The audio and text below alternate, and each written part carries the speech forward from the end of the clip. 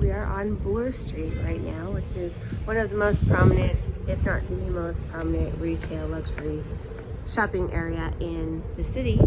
Toronto is starting to remind me a lot like Edmonton, where we have Louis Vuitton on Bloor Street with a standalone store, and down the road there is Holt Renfrew, which has a Louis Vuitton inside of their store. In my opinion, these two stores are the glue that holds this whole place together, and it's very reminiscent, eerily similar to that of downtown Edmonton, where the departure of the Louis Vuitton from within the Holt Renfrew resulted in the absolute destruction of the entire downtown. Should either of these stores leave Bloor Street, in my opinion, the entire street's going to crumble. Since I arrived here in Toronto, I have witnessed mass destruction of the street happen store by store by store, and mainstream media has not reported on this at all. So no one knows. People don't pay attention. They just carry on and walk by as if nothing's changed, when almost the entire street has changed since I arrived here in September of 2020. In Edmonton, Louis Vuitton was the one that made the first move. They chose to vacate their store within the store of Holt Renfrew, and it resulted in mass closures of every single store downtown, with the few remaining banks and phone companies. That's what we're left with, just a shell of what it used to be. And that's going to happen here on Bloor. That's going to happen here on Bloor. We're going to witness all of these stores along Bloor Street close, one by one by one, and they might get replaced by a new tenant that tries to make a go at it, but it won't work any better than the last one did. So the next tenant has no clue, and they just sign the lease, trusting in the system, trusting in the landlord that they're going to be able to pay the rent based on the traffic that's here on Bloor Street. And there is a lot of traffic, and lots of people walk by, but most of them don't have any bags, and they're not going in and out of these stores. So if that's not happening, the rent isn't going to be paid, and the tenant is going to leave. So if people aren't going in and out of these stores, the stores aren't making the sales, and the rent won't be paid, and the cycle continues. And the store might think that they can move to a better location within the shopping strip, but it doesn't matter. One location is really no better than the next location, and I learned that being inside the biggest mall that I was in. I had the best location, and it wasn't the best location for sales. One of the most prominent corners in the shopping mall was where I was. It didn't matter. People aren't walking in, and they're not buying your product. You're not making sales. You can't pay rent. You're kicked out. And then what do? You're jobless. You're homeless. And they take everything from you. And they're ruthless. They don't care.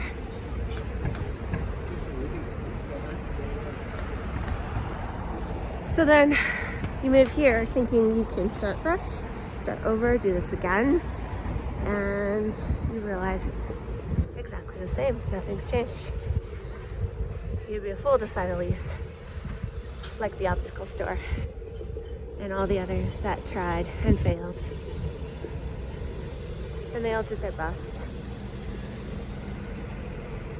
It didn't matter. It doesn't matter what you sell on this street, unless it's food, perhaps. It's most likely not going to pay the rent. Perhaps some of these luxury stores might be able to, but they're competing with their other luxury stores in other places that the sales could be a lot stronger in. And if they have the the desire to get rid of a store, this would most likely be where it would happen. So in my opinion, this is a 911 here, and nobody's talking on it.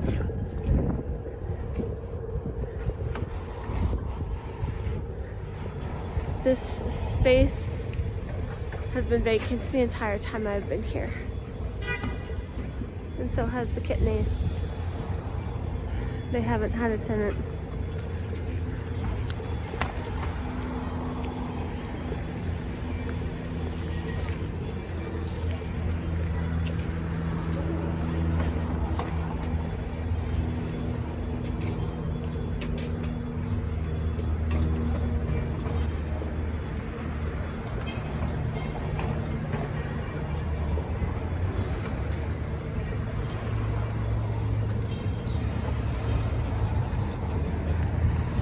So this is how the destruction of an area, a shopping mall, takes place.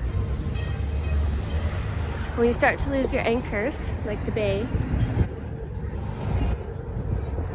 it all starts to crumble on you.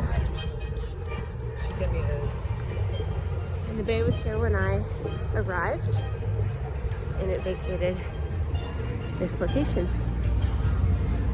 In Edmonton, it was the reverse.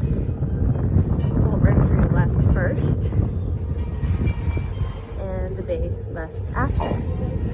And now it's a ghost town in downtown Edmonton. So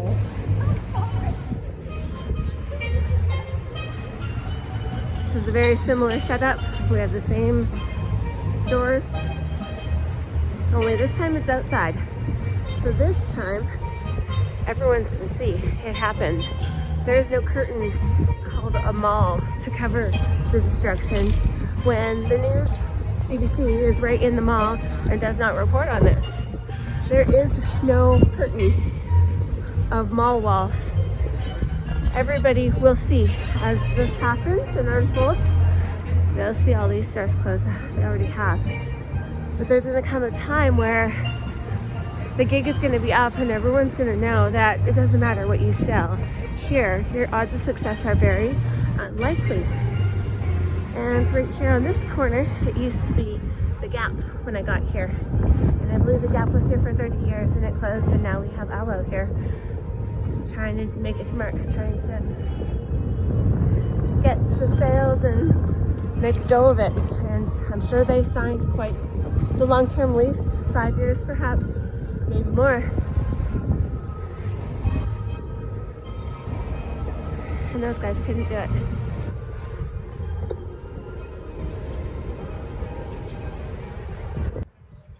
So this is the Holt Renfrew on Bloor Street.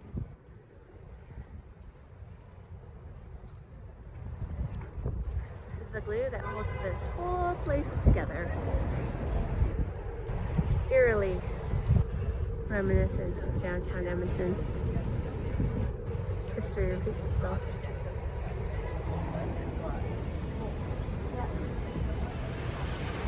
As soon as I got here, I began reporting on the mass destruction of Bloor Street.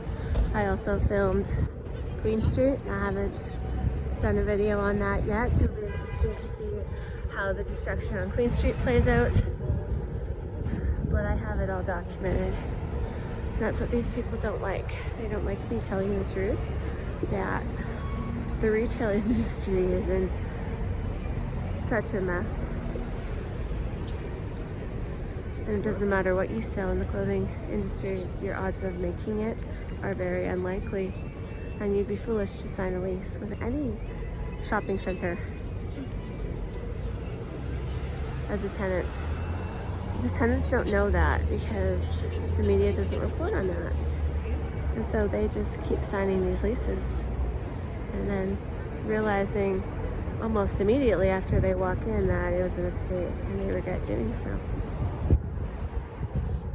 But it doesn't matter at that point. The landlord does what it does and gives you your termination notice, and that's it.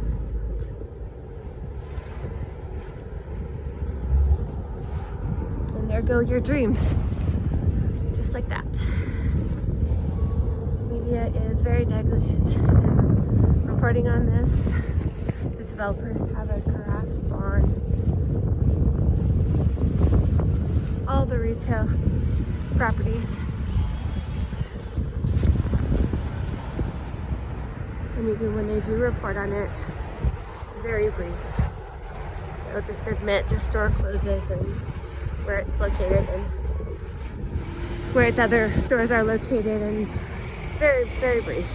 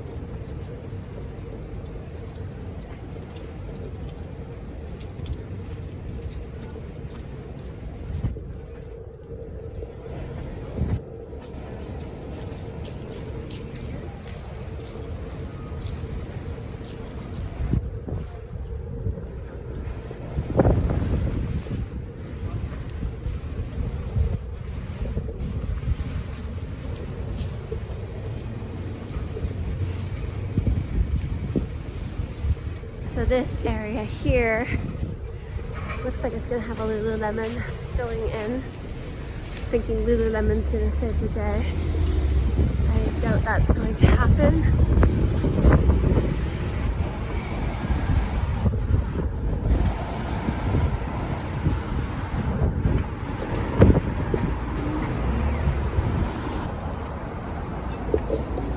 We do have Nordstrom Rack here.